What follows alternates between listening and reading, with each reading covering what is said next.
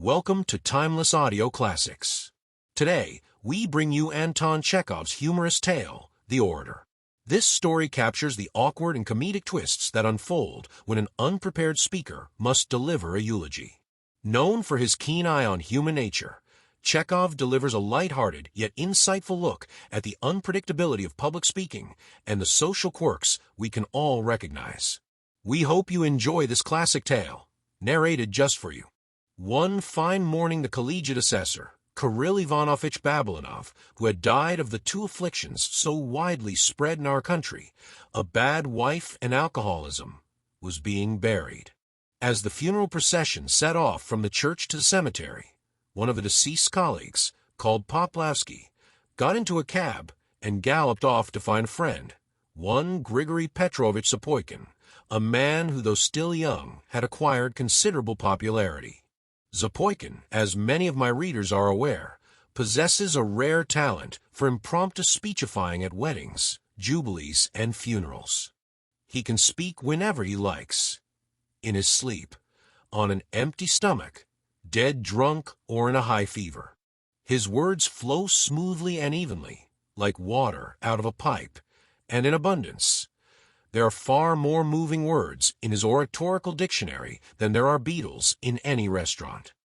He always speaks eloquently and at great length, so much so that on some occasions, particularly at merchants' weddings, they have to resort to assistance from the police to stop him. "I have come for you, old man," began Poplavsky, finding him at home. "Put on your hat and coat this minute and come along. One of our fellows is dead. We are just sending him off to the other world, so you must do a bit of palavering by way of farewell to him. You are our only hope. If it had been one of the smaller fry, it would not have been worth troubling you. But you see, it's the secretary, a pillar of the office, in a sense. It's awkward for such a whopper to be buried without a speech." "Oh, the secretary," yawned Zapoikin. "You mean the drunken one?" "Yes. There will be pancakes, a lunch. You'll get your cab fare. Come along, dear chap. You spout out some rigmarole like a regular Cicero at the grave, and what gratitude you will earn." Zapoikin readily agreed. He ruffled up his hair, cast a shade of melancholy over his face, and went out into the street with Poplavsky. "I know your secretary," he said, as he got into the cab. "A cunning rogue and a beast. The kingdom of heaven be his, such as you don't often come across. Come, Grisha, it is not the thing to abuse the dead. Of course not, iudi mortuus nihil bene. But still he was a rascal." The friends overtook the funeral procession and joined it. The coffin was borne along slowly, so that before they reached the cemetery, they were able 3 times to drop into a tavern and imbibe a little to the health of the departed. In the cemetery came the service by the graveside. The mother-in-law, the wife, and the sister-in-law, in obedience to custom, shed many tears. When the coffin was being lowered into the grave, the wife even shrieked, "Let me go with him," but did not follow her husband into the grave, probably recollecting her pension. Waiting till everything was quiet again, Zapoikin stepped forward, turned his eyes on all present, and began, "Can I believe my eyes and ears? Is it not a terrible dream, this grave, these tear-stained faces, these moans and lamentations? Alas, it is not a dream, and our eyes do not deceive us. He whom we have only so lately seen, so full of courage, so youthfully fresh and pure, who so lately before our eyes, like an unwearying bee bore his honey to the common hive of the welfare of the state, he is turned now to dust, to inanimate mirage. Inexorable death has laid his bony hand upon him at the time when, in spite of his bowed age, he was still full of the bloom of strength and radiant hopes. An irremediable loss. Who will fill his place for us? Good government servants we have many, but Prokofy Osipich was unique. To the depths of his soul he was devoted to his honest duty. He did not spare his strength, but worked late at night, and was disinterested, impervious to bribes. How he despised those who to the detriment of the public interest sought to corrupt him, who by the seductive goods of this life strove to draw him to betray his duty. Yes, before our eyes Prokofy Osipich would divide his small salary between his poorer colleagues, and you have just heard yourselves the lamentations of the widows and orphans who lived upon his alms.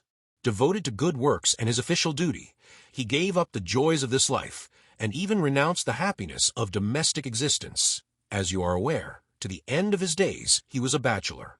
And who will replace him as a comrade? I can see now the kindly, shaven face turned to us with a gentle smile. I can hear now his soft, friendly voice. Peace to thine ashes, Prokofy Osipich. Rest, honest, noble Twaller. Zapoikin continued, while his listeners began whispering together. His speech pleased everyone, and drew some tears, but a good many things in it seemed strange. In the first place, they could not make out why the orator called the deceased Prokofy Osipich when his name was Kirill Ivanovitch. In the second, everyone knew that the deceased had spent his whole life quarreling with his lawful wife, and so consequently could not be called a bachelor. In the third, he had a thick red beard and had never been known to shave, and so no one could understand why the orator spoke of his shaven face. The listeners were perplexed. They glanced at each other and shrugged their shoulders. Prokofy Osipich, continued the orator, looking with an air of inspiration into the grave. Your face was plain, even hideous. You were morose and austere, but we all know that under that outer husk there beat an honest, friendly heart. Soon the listeners began to observe something strange in the orator himself. He gazed at one point, shifted about uneasily, and began to shrug his shoulders too. All at once he ceased speaking, and gaping with astonishment, turned to Poplavsky. I say, he's alive, he said, staring with horror. Who's alive? Why, Prokofy Osipich. There he stands, by that tombstone. He never died. It's Kirill Ivanovitch who's dead. But you told me yourself your secretary was dead. Kirill Ivanovitch was our secretary. You've muddled it, you queer fish. Prokofy Osipich was our secretary before. That's true. But 2 years ago he was transferred to the 2nd Division as head clerk. How the devil is one to tell? Why are you stopping? Go on, it's awkward. Zapoikin turned to the grave, and with the same eloquence continued his interrupted speech. Prokofy Osipich, an old clerk with a clean-shaven face, was in fact standing by a tombstone. He looked at the orator and frowned angrily. Well, you have put your foot into it, haven't you? Laughed his fellow clerks as they returned from the funeral with Zapoikin.